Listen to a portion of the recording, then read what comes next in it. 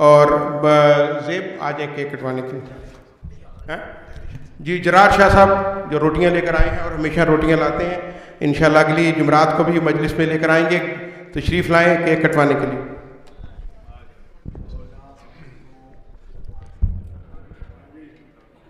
تیرا رجب گیا مولد اج سال گرائے، تیرا رجب گیا مولد اج سال گرائے، تیرا رجب دی خوشبو مہک رہی ہے ہر سو، تیرا رجب گیا مولد اج سال گرائے، تیرا